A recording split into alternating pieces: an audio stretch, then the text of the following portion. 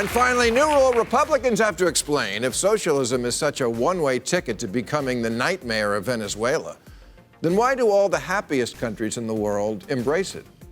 The UN just came out with their annual World Happiness Rankings, and the top ones are all socialist-friendly places, like Finland and Norway, Denmark and Iceland, Switzerland, Sweden, the Netherlands, and Canada. These countries are not socialist. The Nordic countries, such as Sweden, Denmark, and Norway, do have robust welfare programs, such as universal healthcare, but they also have some of the freest markets in the world, in many ways much freer than America. Here's the Prime Minister of Denmark rejecting the common misunderstanding in America of the Nordic model as a socialist economy. I know that some people in the US associate the Nordic model with some sort of socialism. Therefore, I would like to make one thing clear. Denmark is far from a socialist planned economy. Denmark is a market economy.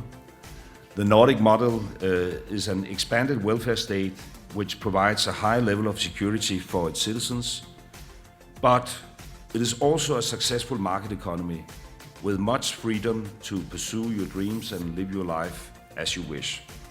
Modern economies operate on a scale between capitalism and socialism. These terms are so heavy and misconstrued that many people have begun to replace them with free markets versus economic planning. On one side of the spectrum, you have economies like Venezuela, North Korea, and the Soviet Union. On the other, economies like the United States, New Zealand, and Hong Kong.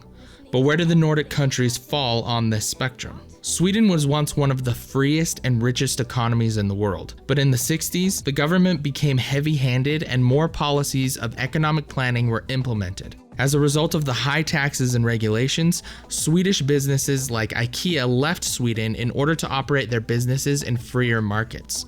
The writer of the famous Pippi Longstocking books even found that at the height of her career, she was being taxed 102% for every book she sold. Every time she sold a book, she lost money.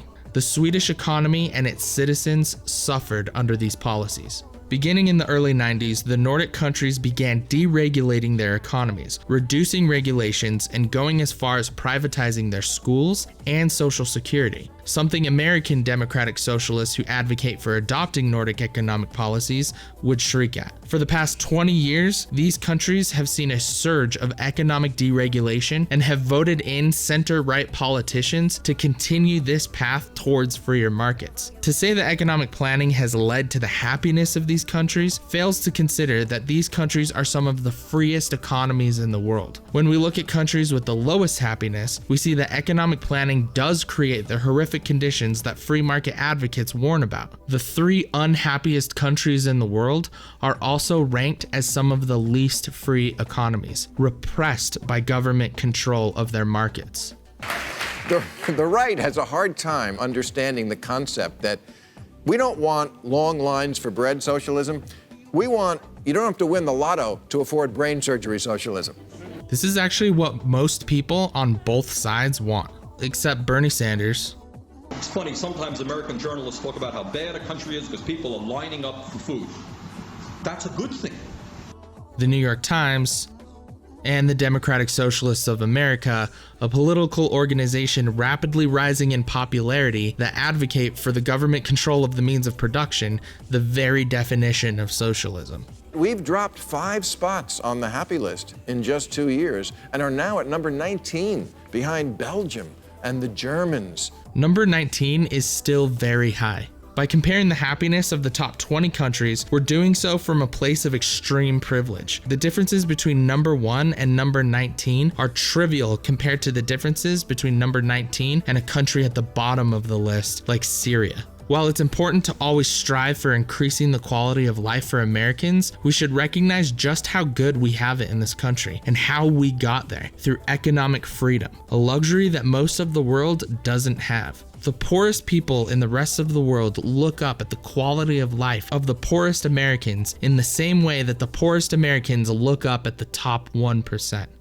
He's happy because he's not constantly sweating a mountain of student debt or what would happen if he got sick. Happiness isn't only about what you have. It's also about what you don't have to worry about. Again, this is what everyone wants. Not worrying about going bankrupt because you got sick is the goal on both sides. The only point of contention comes because both sides disagree on how to get affordable healthcare. On one side, you have people advocating that it's the government's responsibility to provide these services as a human right. But on the other side, you have people saying that free markets are more efficient at distributing goods and services through the price mechanism and profit motive, and that if we were to stop artificially inflating prices through third-party spending, we'd see a drastic decrease in the cost of healthcare.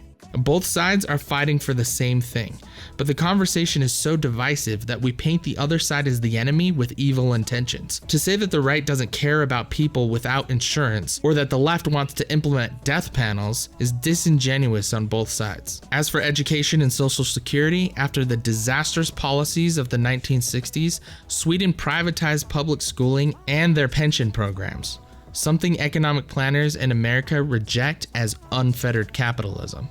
Conservatives like to push the canard that unfettered capitalism makes you more free, but actually, it's the right kind of socialism that makes you the freest. Economic planners do a good job of making people scared of what a free market society actually looks like, painting a picture of some corporate dystopia. But if we look at the economies with the freest markets, we find countries like New Zealand, Switzerland, Singapore, and Hong Kong, all areas with some of the lowest crime rates and highest standards of living. Economies like those found in Hong Kong and New Zealand deregulated their economies around the same time as the Nordic countries did and saw a huge boom in economic success, which increased their quality of life. In fact, let's not even call it socialism. Let's call it capitalism plus. This is something that free market advocates have been trying to tell people on the left for years now. Nordic countries aren't socialist. They are free markets with robust welfare programs. But in order to fund their welfare programs, their markets are unfettered from the stranglehold of government regulation. They don't reject capitalism, they embrace it better than we do in the United States. We should all adopt capitalism plus to deregulate our markets, provide school vouchers, and privatize Social Security. To give an example of how our regulated markets stifle progress, we can look at the Swedish company Hovding, inventors of the world's first airbag bicycle helmet, a design that could save thousands of lives a year in the United States. But because the government has safety regulations on what can and cannot legally be sold as a helmet, it's next to impossible for Hovding to break into the American market. In Sweden, they don't have such restrictions. A lot of Finns gave testimony about how much they like their health care. For example, in the US, the maternal death rate is almost 7 times what it is in Finland. Isn't that odd? They only pay $60 to have a baby, yet they don't die. It's almost as if our system kind of sucks.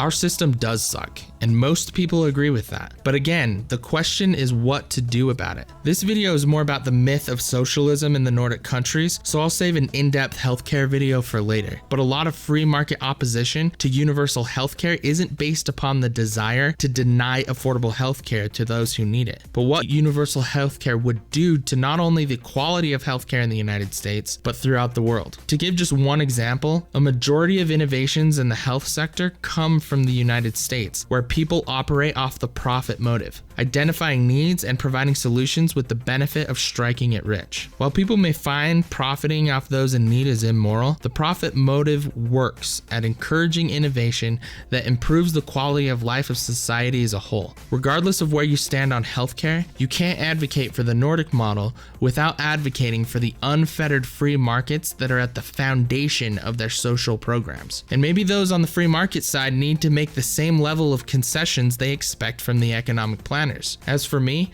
I'd gladly concede healthcare for unfeathered and deregulated markets. Does pure, unbridled capitalism work? I guess that depends whether you're on the board of Boeing or on board a Boeing. This is without a doubt a great and effective line. But I hate to tell you, Bill, the Boeing crash in Ethiopia could have been prevented with more free markets, not less. The cause of the crash was due to Boeing's faulty software that was scheduled to be updated at the beginning of the year. But because the airline industry is so heavily regulated by the government, the update was delayed because of Trump's government shutdown. We could have used more of that capitalism plus like in Canada, where even their air traffic control is privatized.